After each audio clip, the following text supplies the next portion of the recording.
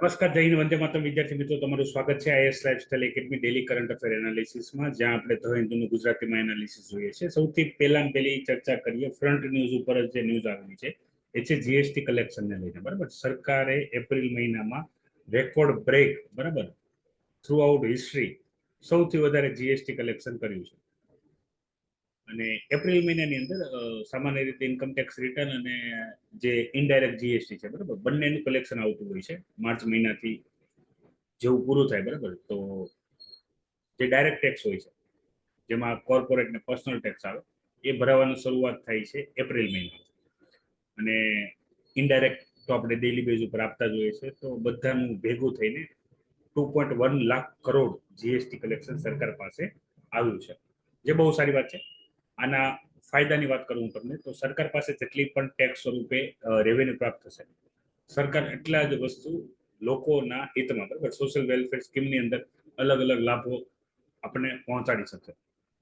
બીજું, સરકારના નિયત કરેલા ખર્ચ નક્કી કરેલા ટેક્સ કરતા પણ વધારે કલેક્શન થાય ત્યારે સરકાર, બરાબર, ઇન ફ્યુચર જે બજેટ લાવે, બજેટની અંદર જે ટેક્સમાં દર વર્ષે અમુક વર્ષે વધારો કરવો પડતો હોય છે, વધારો ના કરે અથવા છૂટછાટ આપે, એનો પણ કંપની અને વ્યક્તિગત જે લોકો હોય એને લાભ મળી શકે છે. જીએસટી ને લઈને આપણે કન્ટિન્યુઅસલી, બરાબર, ડાયરેક્ટ જીએસટી, ઇનડાયરેક્ટ, પછી ઇન્કમ ટેક્સ, બરાબર, ડાયરેક્ટ ટેક્સ, ઇનડાયરેક્ટ ટેક્સ, આ બધા ઉપર આપણે નિયમિત રૂપથી ચર્ચા કરતા આવીએ છીએ.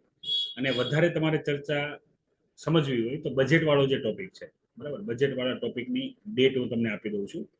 કરંટ અફેર ની અંદર એપ્લિકેશનની અંદર તમે જોઈ શકશો 2 ફેબ્રુઆરી 2024, અને એમાં બજેટ કરીને છે કરંટ અફેરમાંથી, એ પણ માહિતી તમે જોઈ શકશો. તો અહીંયા જેટલી પણ પ્રાવધાન આપેલા છે એ બધા પ્રાવધાન તમે ઇઝીલી સમજી શકશો.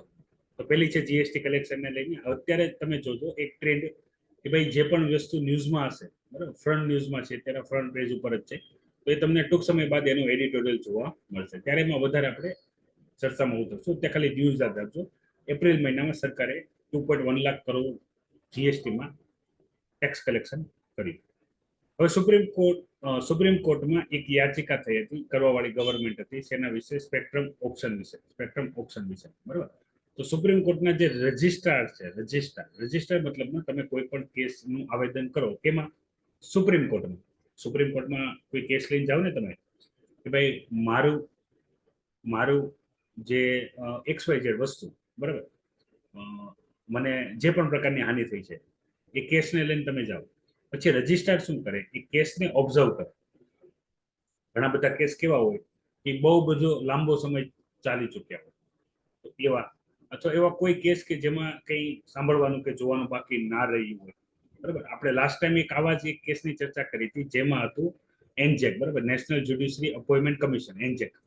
આ લાવવાની ફરીથી વાત કરવામાં આવી હતી, બરાબર. તો આ જ્યારે પિટિશન થઈ ત્યારે એને પણ શું કરવામાં આવી હતી? રિજેક્ટ કરવામાં આવી હતી, કારણ કે ઓલરેડી કોલેજિયલ સિસ્ટમ ચાલે છે. એનજેકને આપણે અનકોન્સ્ટિટ્યુશનલ ડિક્લેર કરી ચૂક્યા છીએ, તો વધારે આની પર ચર્ચા કરવાનો કોઈ પણ પ્રકારનો અર્થ બનતો નથી.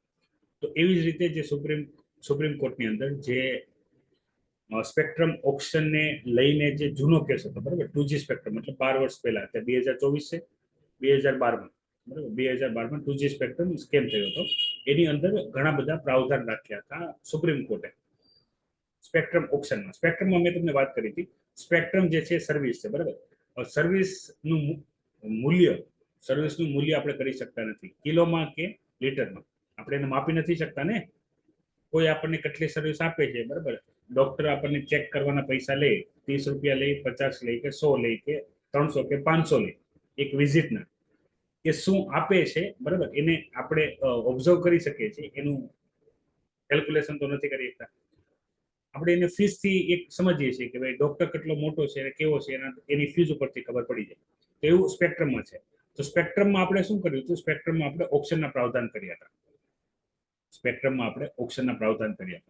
હવે આની સાથે જોડાયેલી 3-4 બાબતો છે, એની પણ હું તમારી સાથે ચર્ચા કરી લઉં છું.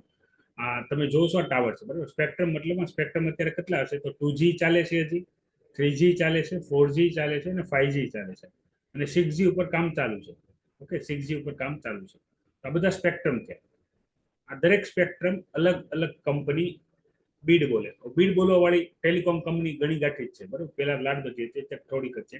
એક છે વીઆઈ, વડાફોન આઈડિયા, પછી છે જીઓ, બરોબર, અને ભારતી એરટેલ અને બીએસએનએલ. તો તમને જાણીને નવાઈ લાગશે, આ જે ટાવર છે ને બધા જેમાં 5G હાલે છે, એ બધા ટાવર બીએસએનએલ ના. ભારતમાં જ્યાં જ્યાં 5G ચાલે છે ને, તો 5G ના ટાવર બીએસએનએલ ના, એની પર 5G ચાલે છે જીઓ. કારણ કે જીઓ 5G માટે સૌથી વધારે બોલી બોલે છે ઓપ્શનમાં. મતલબ આમાં ઓપ્શન થાય, ઓપ્શનમાં મતલબમાં કોઈ ₹1 બોલે તો બીજો ₹2 બોલે, તો કોઈ ₹5 બોલે તો ₹10 બોલે. જે ₹10 બોલશે, બરાબર, એને મળશે. મતલબ અહીંયા પાછળ કરોડો ખરબો શું લગાડવાના એ ડિપેન્ડ ઓન સ્પેક્ટ્રમ, બરાબર, એની ઉપર નક્કી કરવાનું. સ્પેક્ટ્રમની એક રેન્જ હોય, 5G ની 4G ની એક રેન્જ હોય, રેન્જની બોલી બોલે. જે વધારે બોલી બોલે એને મળી જાય એરિયા વાઇઝ. બધું એરિયા વાઇઝ ચાલતું, કારણ કે બધા એરિયામાં 5G ની જરૂર ન હોય. 5G હંમેશા metro city and near metro city, બરાબર, એમાં 5G ની બહુ ડિમાન્ડ હોય. કારણ કે 5G ખરીદી પણ શકવા જોઈએ ને, 5G ખરીદનાર યુઝર એવો જોઈએ. તો અહીંયા શું છે, સરકાર એવું ઈચ્છે છે કે આ 5G ઓપ્શન કરવાનું કામ એ કોઈ પણ સંસ્થાને, બરાબર, ગમે ત્યારે આપણે આપી શકવા જોઈએ. તો આવું કરવા માટે જે જૂનો કેસ છે એની અંદર એવા પ્રાવધાન કર્યા હતા કે ભાઈ આ જે ઓપ્શનનું કામ છે સરકાર નહીં કરે, કોઈ પણ એડમિનિસ્ટ્રેટિવ એજન્સી કરશે, બરાબર, સરકાર નહીં કરે. એનું કારણ એવું છે કે સરકાર કરશે તો સરકારનો કોઈ પણ વ્યક્તિ ના મનમાં લોભ હશે તો એ કરપ્શન કરી શકે છે, બરાબર. તો એના માટે થઈને રિવ્યુ પિટિશન દાખલ થઈ હતી જૂના કેસ આધારિત, 2G સ્પેક્ટ્રમ કેસ આધારિત. એને રજિસ્ટ્રારે ડાયરેક્ટ શું કરી દીધું, રિજેક્ટ કરી દીધું છે. હવે રિજેક્ટ કરી દે એ એની પાસે પાવર છે. પછી હવે સરકાર શું કરીએ કે એની પાસે 15 દિવસનું અપીલ કરવાનો પાવર છે. એમાં ફરીથી અપીલ કરશે બધા પ્રાવધાન સાથે કે 2G સ્પેક્ટ્રમ, બરાબર, 2G સ્પેક્ટ્રમ જે છે અત્યારના જે સ્પેક્ટ્રમ છે એ છે સ્પેસ સ્પેક્ટ્રમ, બરાબર. તો આ બધા નિયમ આમાં લાગુ પડશે કે આમાં કઈ ચેન્જીસ કરવા છે એને લઈને હિયરિંગ થવાની હતી, પણ હવે થશે નહીં, કારણ કે એને રિજેક્ટ કરી દેવામાં આવ્યું છે. તો આ થઈ ગઈ પહેલી ન્યૂઝ. હવે યાદ રાખજો આ ન્યૂઝ છે, એટલે આપણને હવે શું જોવા મળશે ન્યૂઝ પછી? ન્યૂઝ પછી આપણને જોવા મળશે એડિટોરિયલ, બરાબર. ન્યૂઝ પછી આપણને જોવા મળશે એડિટોરિયલ. એક ફેરફાર કરેલો છે હાલમાં ધ હિન્દુમાં, બરાબર. વચ્ચે ઘણા બધા પેજ ચેન્જ કરવા પડતા હતા, તો હવે આપણે એક નવો ઉપાય કર્યો છે. નવા ઉપાયમાં આપણે શું કરશું કે જે પેજમાં આપણા કામની ઇન્ફોર્મેશન છે એ પેજ જ રહેશે, બાકીના બધા પેજ આપણે રિમૂવ કરી દઈશું. એટલે પેજ આપણે બહુ ફેરવવા ના પડે. ઓકે, ટાઈમ બચે ને આપણે એટલી બધી ચર્ચા વધારે કરી શકીએ. ઈસરોએ મૂન ઉપર, બરાબર, આઈસ વોટર ફાઇન્ડ કરેલું છે. મતલબ અહીંયા સરફેસ છે, બરાબર. ક્યાં? Polar region. પોલર એટલે નોર્થ પોલ અને સાઉથ પોલ. નોર્થ પોલ અને સાઉથ પોલ. આપણે ચંદ્ર લઈ લઈએ, ચંદ્રથી આપણે વચ્ચેથી પાઠ કરીએ તો આ થાય ઉત્તર અને આ થાય દક્ષિણ. આ ઉત્તરીય ધ્રુવ, આ થાય દક્ષિણી ધ્રુવ. પોલર એટલે ધ્રુવ, બરાબર. ધ્રુવ ઉપર બરફ, આઈસ વોટર ફાઇન કરેલું છે. મતલબ સરફેસ ઉપરની, ચંદ્રની સપાટી ઉપરની, સપાટીથી અંદરના ભાગે આઈસ વોટર છે. મતલબ પાણી છે પણ બરફ સ્વરૂપે, પાણી છે પણ બરફ સ્વરૂપે. મતલબ મૂન જે છે એ ઠંડુ છે. ઓકે, આનાથી શું થશે, ભવિષ્યમાં આપણે જ્યારે અહીંયાથી જશું ચંદ્ર ઉપર, ત્યારે આપણે અહીંયાથી પાણી નહીં લઈ જવું પડે, પાણી ત્યાં હશે. ઓકે, પેલા રિસર્ચ કરશું, મતલબ એક બેને મોકલશું પાણી હારે. ભવિષ્યમાં આપણી કોલોની કદાચ મૂન ઉપર જાય, અથવા આપણે કોઈ એવા પ્રોજેક્ટ આપણે મૂન ઉપર કરીએ રિસર્ચ માટે, બરાબર, ત્યાં જીવન શક્ય છે કે નહીં. તો જીવન શક્ય બનવાનું પહેલું જે બેઝિક છે પાણી મળવું પડે, બરાબર. તમે જોજો જે પણ સિટી અથવા ગામડા જે પણ જગ્યાએ વસ્યા હશે એનું એક જ કારણ હશે, ત્યાં પાણી હશે, બરાબર. તમે કચ્છના રણમાં બધે ક્યાંય ગામડા નહીં દેખાય, એક છૂટા છવાયા દેખાશે જ્યાં પાણી હશે, બરાબર. વચ્ચો વચ્ચ નહીં હોય. સેમ એવું રાજસ્થાનના રણમાં, બરાબર, પાણી બેઝિક રિક્વાયરમેન્ટ છે. તો ભવિષ્યમાં જ્યારે પણ આવા કોઈ પ્રોજેક્ટ થશે મૂનવાળા, એમાં પાણીવાળી આઈડેન્ટિફિકેશન થઈ જશે. અત્યારે આપણને શોધ કરેલી છે, હવે કેટલો જથ્થો છે, કઈ રીતે આ વોટર આઈસ છે, બરાબર, એનો આપણે યુઝ કરશું. ઓક્સિજન વાળી હજી એક સમસ્યા છે, એને આપણે જોશું. તો તમારે અહીંયા યાદ શું રાખવાનું છે કે ભાઈ ઈસરોએ પાણીની શોધ કરી હતી, ભારતે પાણીની શોધ કરી હતી સધન પોલની અંદર. હવે નધન પોલની અંદર છે એવી પણ ભારતે જાહેરાત કરી છે. પ્લસ કમ્પેરેટિવલી સધન પોલર, બરાબર, દક્ષિણી ધ્રુવ કરતા ઉત્તરીય ધ્રુવમાં ડબલ છે, બરાબર, ટ્વાઇસ. મતલબ દક્ષિણી ધ્રુવમાં કરતા ઉત્તરીય ધ્રુવમાં જે આ વોટર આઈસ છે વધારે છે, વોટર આઈસ છે વધારે છે. અને જ્યારે પણ નેક્સ્ટ મૂન મિશન થશે ને ત્યાં આપણે પેલા એસ્ટ્રોનોટ્સને મોકલશું, તો આ પાણીવાળી વ્યવસ્થા હશે તો આપણે બીજી અન્ય વ્યવસ્થા કરવાની રહેશે. હવે પાણી પીવા લાયક છે કે નહીં એ બધી ચકાસણી થશે ભવિષ્યમાં. યાદ રાખજો, ચંદ્રની સપાટી નથી, સપાટીથી અંદર છે. ઓકે, મતલબ આઈસ છે, વિઝિબલ નથી, સપાટી પર નથી, સપાટીની અંદર છે. એટલે આપણે જોવાનું રહેશે. મતલબ આપણે જે ભૂગર્ભ જળ કહીએ ને, ભૂગર્ભ જળ એ રીતે છે, પણ ભૂગર્ભ જળ લિક્વિડ નથી, સોલિડ છે, આઈસ સ્વરૂપમાં છે. બસ. હવે આ બધી જે ચર્ચા છે એ કામ ક્યાં લાગશે? આ બધી ચર્ચા મેન્સ માટે વાત કરીએ તો GS paper 3 science in technology, એની અંદર સ્પેસની અંદર મૂન મિશન આપણે જોવાના જ છીએ. બરાબર, અહીંયા આપેલું છે Chandrayaan mission 1 2 3. Okay, moon mission.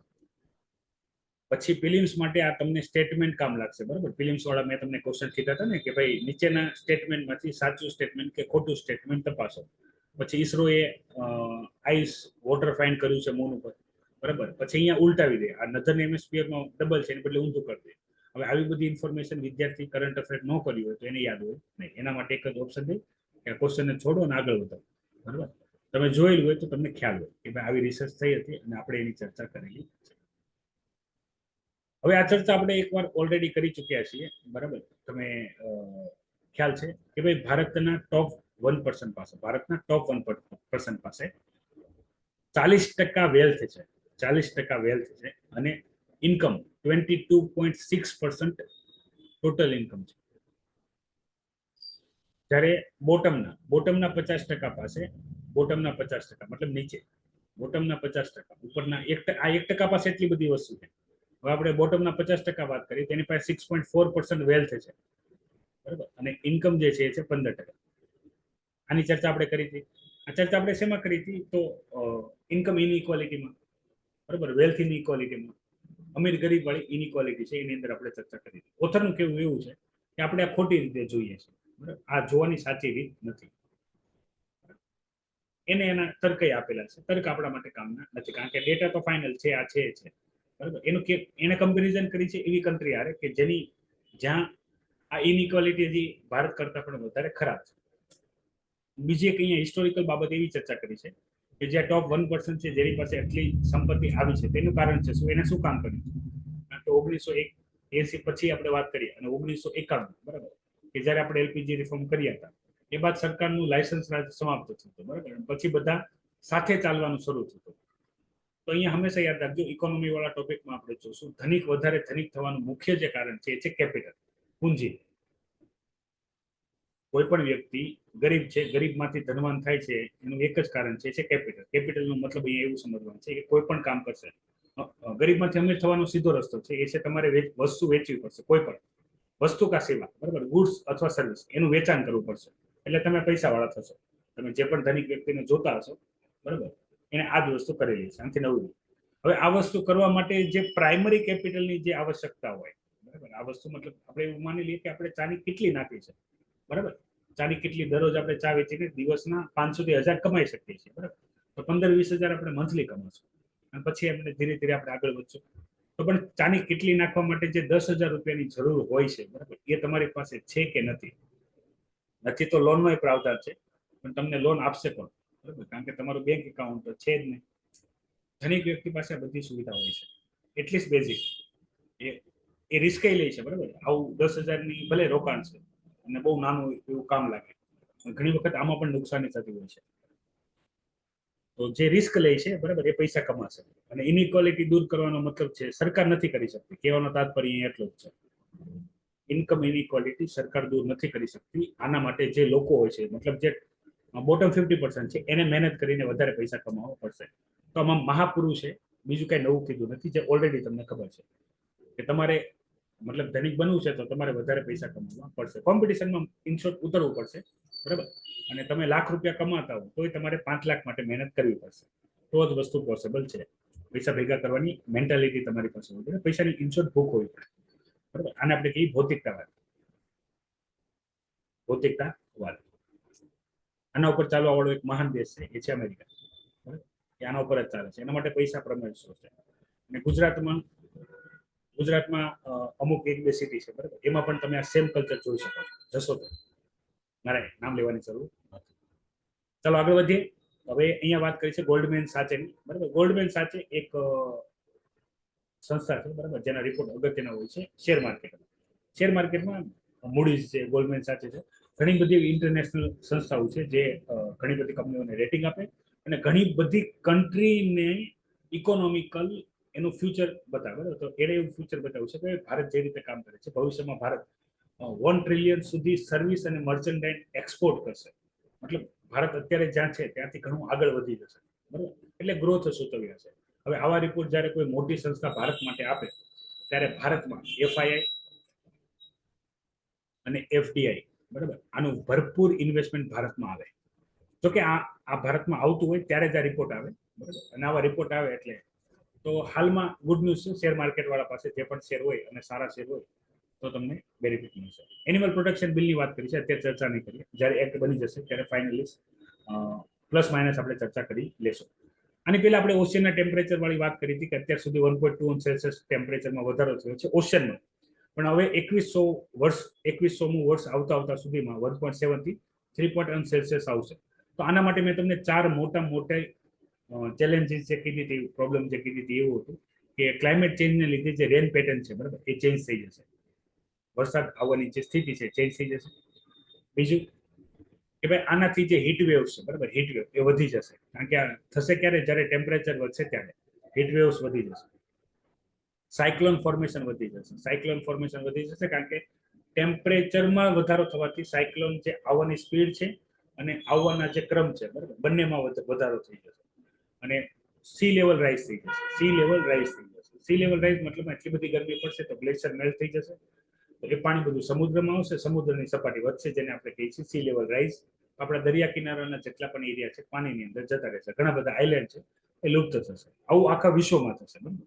મતલબ અહીંયા વાત ખાલી ભારત પૂરતી સીમિત નથી. Okay, it is not limited. અને એક ઓશિયનોગ્રાફીનો ટોપિક છે, એ છે એસિડિફિકેશન, ઓશિયન એસિડિફિકેશન. એમાં વધારો થશે. એમાં વધારો થશે એટલે જે મરાઇન ઇકોસિસ્ટમ છે, મરાઇન બાયોડાયવર્સિટી છે, એ ટોટલી લોસ થઈ જશે. ઓશિયન એસિડિફિકેશન ચરમસીમા ઉપર હશે. કોરલ મરી જશે. કોરલ મળી જશે તો કોરલ ઉપર ડિપેન્ડન્ટ તમામ ઇકોસિસ્ટમ નષ્ટ પામશે. એની સાથે પણ તમે આ ટોપિકને જોડી શકશો. ના સમજાવ્યું તો કોઈ પણ પ્રકારની ચિંતા ન કરતા. આપણે બધું ભણવાનું છે, જીઓગ્રાફી અને environment and ecology theory. Okay, geography અને એન્વાયરમેન્ટ એન્ડ ઇકોલોજી, બરાબર. હું કોઈ ભવિષ્ય કરતા નથી, ઓલરેડી આ બધું થિયરીમાં છે જ, વર્ષોથી ચાલ્યું આવે છે. અને આ આંકડા પ્રમાણે તમે આ સમજી શકો છો ઓટોમેટિકલી. કારણ કે અત્યારે માનો 1.21 સેલ્સિયસ છે તો પણ આ બધી સમસ્યા તો અત્યારે પ્રેઝન્ટ છે જ. હવે તમે વિચારો કે એ 2 સેલ્સિયસ અથવા 4 સેલ્સિયસ સુધી પહોંચી જશે તો એ બધી સમસ્યા 2 ગણી કે 4 ગણી થઈ જશે. શોર્ટકટ. હવે એક આ ન્યૂઝ જોઈ લો. ગો ફર્સ્ટ, બરાબર. ગો ફર્સ્ટ એર કંપની જે છે, બરાબર, એ લોસમાં ચાલે છે. લોસમાં ચાલવાની લીધે એને પોતાને નાદાર જાહેર કરી છે. તો પોતાને નાદાર જાહેર કરી તો ડીજીસીએ, બરાબર, ડીજીસીએ જે છે એને એના 54 પ્લેન જે છે એ જપ્ત કરી લીધા પૈસા વસૂલી કરવા માટે, બરાબર. નાદાર જાહેર કરવાનો એક મતલબ તમે સમજી શકો છો કે એ એનો ખર્ચ, બરાબર. મતલબ પ્લેન તમે પ્રાઇવેટ રાખી શકો છો, ફ્લાઇટ તમારી પ્રાઇવેટ હોઈ શકે છે, પૈસા તમે ઉઘરાવી શકો છો, પણ એમાં સરકારને જે પૈસા આપવાના હોય તમારે આપવા પડે. એનું એક ટાઈમ લિમિટ, ન આપો તો પછી સરકાર વસૂલે. તો ડીજીસીએ, બરાબર, director general of civil aviation, એને શું કર્યું તો ગો ફર્સ્ટના જે 54 પ્લેન હતા એ જપ્ત કરી લીધા વસૂલી કરવા માટે. પણ જપ્ત કર્યા ત્યારે ખબર નથી, બાદમાં ખબર પડી કે આ 54 પ્લેન છે એ લીઝ ઉપર લીધેલા છે. લીઝ એટલે ભાડે.